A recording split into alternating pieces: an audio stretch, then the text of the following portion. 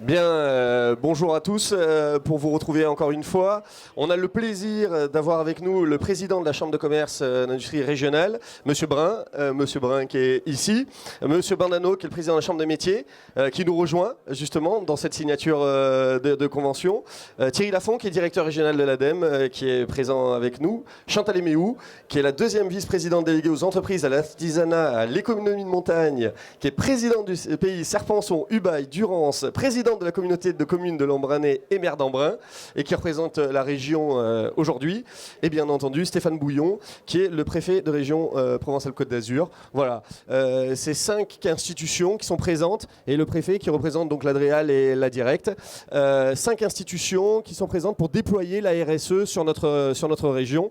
Pas facile de parler avec tout le monde qui me demande par rapport aux photos. J'imagine ce que ça peut être Cannes, hein, quand même. Donc, 5 institutions qui sont présentes pour déployer la RSE sur la région PACA au travers d'un guichet unique qui booste la RSE et au travers un parcours performant responsable. Voilà, c'est une première en France que 5 institutions, main dans la main, décident de déployer tout ça sur une région pour l'avenir des entreprises, pour le bien-être des entreprises. D'ailleurs, chacun va nous expliquer pourquoi il signe cette convention.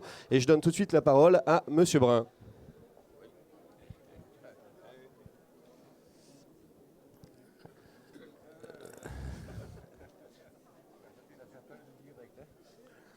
Monsieur le préfet de région, Madame la vice-présidente, si je peux me permettre, chère Chantal, puisque nous avons les mêmes racines de nos montagnes des Hautes-Alpes, Monsieur le représentant du maire de Marseille, Mesdames et Messieurs, pourquoi les CCI s'impliquent dans la RSE, qui je suis, et avec l'esprit d'équipe, ensemble plus fort. Et après, je vous citerai 2 exemples concrets, pragmatiques, de ce que l'on fait ensemble au niveau de la Chambre régionale. D'abord, nos entreprises font face à une évolution inédite des enjeux économiques, sociaux, sociétaux et écologiques. Nous préférons, nous, à la Chambre régionale, boire ou voir le verre à moitié plein que plutôt le verre à moitié vide. Convertir l'adaptation à ces mutations en faveur de compétitivité, et la visite de ce stand nous dit, et j'ai la conviction, et je le disais à Madame Eméoud dans les allées, que c'est un secteur ou un vecteur qui sera porteur de création d'entreprises et qui sera porteur de création d'emplois. Donc j'invite d'ailleurs les personnes ici sur ce stand d'aller voir notre livre blanc sur CCI PACA.fr, c'est le livre blanc que nous avons édité pour les élections régionales, où nous sommes très partie prenante dans ce parcours RSE, donc la responsabilité sociétale des entreprises, autrement dit la RSE. Les CCI sont impliqués dans un parcours performant et responsable. Et là, je reviens à notre slogan CCIR, Ensemble plus fort. Et je voudrais saluer, ils sont parmi nous ce matin, toute l'équipe de la Chambre régionale et notamment 2 de nos élus qui sont totalement impliqués dans la RSE. Donc je veux citer, donc honneur aux dames, Madame Delphine de France de la Chambre de commerce de Marseille et Provence et Monsieur Marcel Yvon Blanc de la Chambre de commerce du Pays d'Arles. Donc ces personnes-là dirigent toute une équipe sur la RSE, sur ce parcours performance, agir ensemble, agir en partenariat. Et nous sommes donc au départ plusieurs partenaires à avoir signé ce premier partenariat. Et aujourd'hui, ce qui me fait énormément plaisir, c'est que nous rejoignent dans ce partenariat la Chambre régionale de métiers d'artisanat et mon ami André Brendano. Donc après avoir signé un premier partenariat avec monsieur le préfet de région sous l'interconsulaire de la taxe d'apprentissage, aujourd'hui, on signe un partenariat dans quelques minutes avec la Chambre régionale de métiers d'artisanat dans le cadre du parcours performant, dans le cadre de la RSE. Donc pour moi, ça laisse augurer peut-être le lancement officiel dans quelques semaines ou dans quelques mois d'un interconsulaire régional qui n'existe pas à l'heure d'aujourd'hui, qu'on pourrait créer avec la Chambre régionale de l'agriculture et la Chambre régionale de métiers. Et je conclurai mon petit propos par 2 exemples de pragmatisme, de l'intérêt que je porte à la RSE. J'ai été pendant 5 ans président national des CCI de montagne. Et Parmi toutes les actions que nous avons créées au niveau des CCI de montagne, il y en a une qui m'a particulièrement à cœur, c'est la signature d'un slogan avec le syndicat des moniteurs de ski, donc les fameux pulls rouges, la trace sans laisser de traces. Et c'est 17 000 moniteurs sur l'ensemble de la France qui portent ce concept. Ou alors, je vous le traduis de manière différente, c'est profiter de nos vacances en faisant du ski, mais surtout en laissant notre montagne propre. Je trouve d'ailleurs, et je voudrais remercier toute l'équipe CCIR qui porte ce projet RSE, avec notamment notre expert Honoré Yes, je trouve d'ailleurs que des passerelles pourraient être créées grâce à ce concept à trace sur l'ensemble du territoire alpin, le 04, le 05, le 06, mais aussi pourquoi pas le 84 avec le Mont Ventoux et pourquoi pas la CCI Pays d'Arles avec les Alpilles. C'est-à-dire allons promener, allons faire du tourisme, mais surtout en laissant des lieux qui sont très propres. Donc aujourd'hui, nous allons signer ce partenariat avec la Chambre régionale de métiers comme nouveau partenaire. Jeudi, je suis en assemblée générale Chambre régionale à Nice et nous allons signer un premier partenariat qui n'a jamais existé en région PACA entre la Chambre de région PACA et l'Ordre des experts comptables, où dans ce partenariat, il y a un volet RSE. Voilà deux petits exemples de manière pragmatique, basique, d'un président de CCI de région qui est issu d'un pays natal de la montagne, où je dis qu'on a la chance d'habiter l'une des plus belles régions de l'Hexagone. Je ne dis pas de France parce que sinon mes amis corses vont en prendre ombrage. Donc l'une des plus belles régions de l'Hexagone.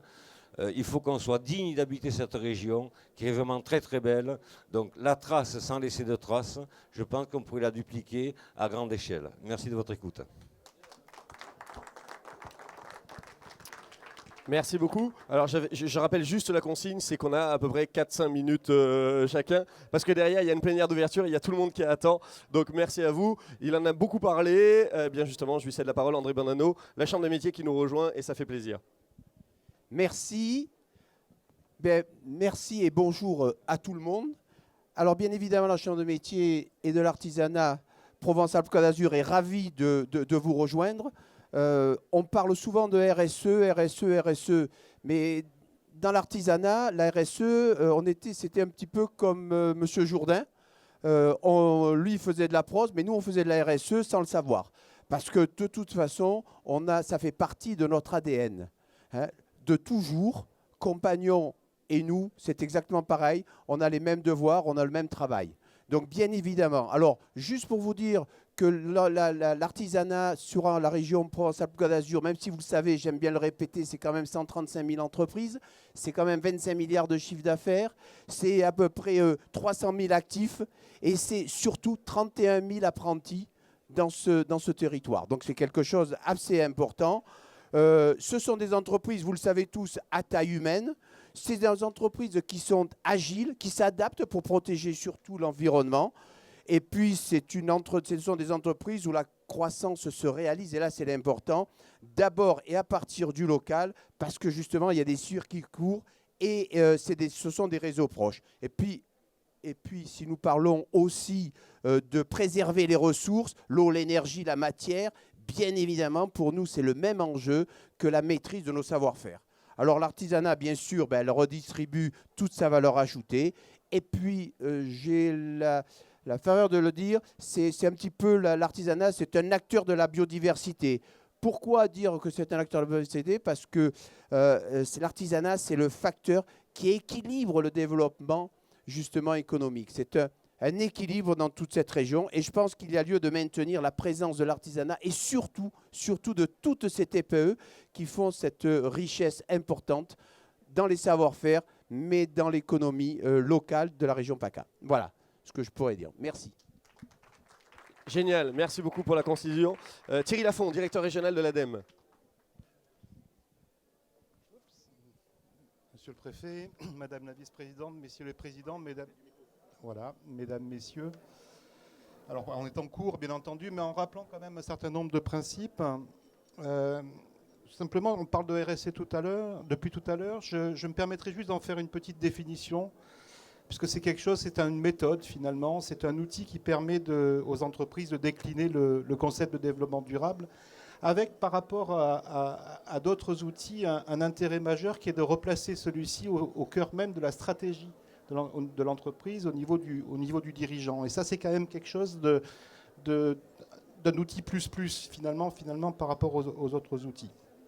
D'un autre côté, un établissement public comme l'agence, comme l'ADEME, c'est un opérateur de l'État pour ce qu'on appelle aujourd'hui la transition énergétique et écologique de notre pays. Donc il était tout à fait naturel que quand cet outil est arrivé sur le territoire, dans notre pays, on ait décidé d'accompagner les initiatives qui visaient à faire émerger cet outil-là auprès du milieu économique notamment. Alors ça a été fait avec des partenaires, avec la région, avec les chambres de commerce, et ça, progressivement, on a réussi à monter finalement des dispositifs d'accompagnement. On a accompagné dans diverses manifestations, dans diverses opérations collectives, sur tout l'ensemble du territoire régional. Un peu plus quand je fais le compte, ça fait à peu près 1500 entreprises maintenant qui ont déjà été accompagnées, mais de façon, je dirais, parcellaire.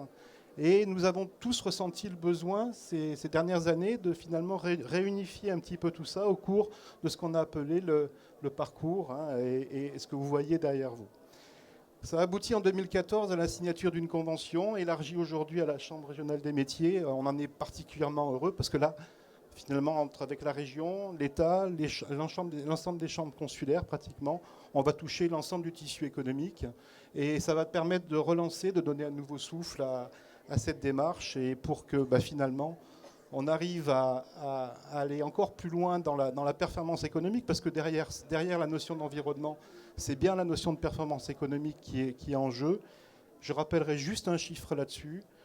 Toutes les études nationales montrent que les entreprises qui se sont lancées dans un parcours de RSE, c'est 13% de performance économique en plus sur les 8500 entreprises du panel. Donc aujourd'hui, je pense que ça vaut vraiment le coup, au-delà de la dimension environnementale, d'aller dans ce sens. Merci beaucoup, et puis je signerai bien évidemment. Merci. Avec ce salon et les entreprises qui sont présentes, on en a déjà visité quelques-unes, on est transporté dans une économie résolument moderne, dans une économie qui incontestablement sera certainement la solution qui va permettre la création d'emplois à laquelle on est tant attaché. Et le président de la région Provence-Alpes-Côte d'Azur, que je représente ici, a fait de la bataille de l'emploi l'une de ses priorités. Et incontestablement, les entreprises qui remettent au centre de leur stratégie l'humain, mais aussi la dimension environnementale qui est essentielle aujourd'hui pour nous tous, eh bien, sont les entreprises qui demain ouvriront la voie. Elles le font déjà aujourd'hui, mais seront de plus en plus nombreuses à ouvrir la voie d'une économie de demain. Cette crise que l'on a crue finalement assez courte, s'est avérée beaucoup plus compliquée et dramatique que prévu, et la solution était non pas d'attendre que ça se passe et de repartir sur des modèles un peu identiques, mais au contraire de se remettre complètement en question. La RSE est une façon d'avoir abordé cette remise en question d'une façon à la fois intelligente, modérée, qui fait la part des choses entre, une fois de plus, l'humain, mais aussi cette dimension environnementale. Donc la région soutiendra et soutient vraiment très très fortement cette démarche de RSE.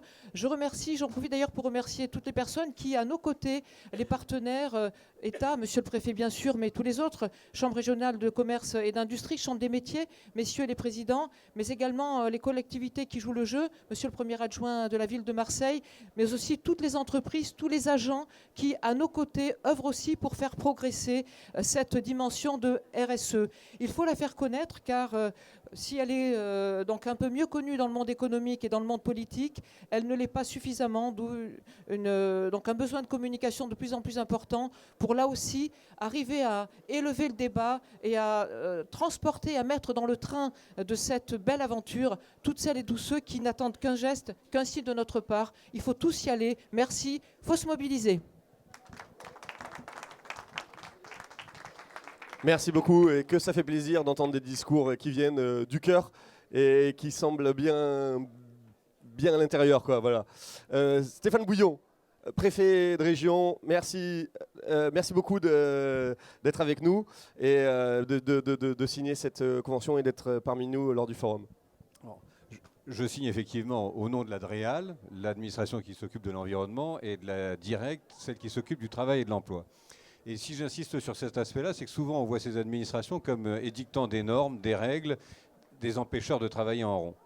Et en fait, la RSE, c'est pas ça. C'est justement savoir se servir de ces règles pour en faire des atouts de développement, pour en faire des atouts de compétitivité, pour améliorer la signature écologique et la signature sociale d'une entreprise. Et ça lui permet de conquérir des marchés, ça lui permet d'avoir une véritable visibilité, ça lui permet d'avoir une plus grande légitimité, et surtout, ça lui permet d'être, encore une fois, davantage investi dans notre société, de jouer tout son rôle. Pas seulement d'être une entreprise qui produit, mais d'une entreprise qui participe à notre citoyenneté, à notre monde. Et quand je vois toutes les entreprises aujourd'hui que vous nous avez fait visiter, qui sont en train d'inventer des concepts, des processus, des capacités à agir en faveur des personnes handicapées, pour soutenir le développement, pour lutter contre les pollutions, je me dis effectivement que ça, c'est l'avenir effectivement de notre économie, c'est l'avenir de notre industrie. C'est aussi un débouché énorme pour toute une série de jeunes qui ont fait de belles études et qui sont capables d'inventer pour l'avenir. Alors l'État, finalement, est très heureux et très fier de jouer son rôle d'accompagnateur à leur côté et de pouvoir leur fournir toute son aide, pas seulement à travers l'ensemble des dispositifs administratifs qui existent, mais aussi en application de l'ensemble des réglementations qui vont les aider à prospérer. Merci. Merci beaucoup. Et bien maintenant, je vous propose de signer la convention. Alors, Monsieur Brun, peut-être, ou alors allez-y. Oui, allez, c'est pas grave. On fait pas le tout, c'est que ça soit signé.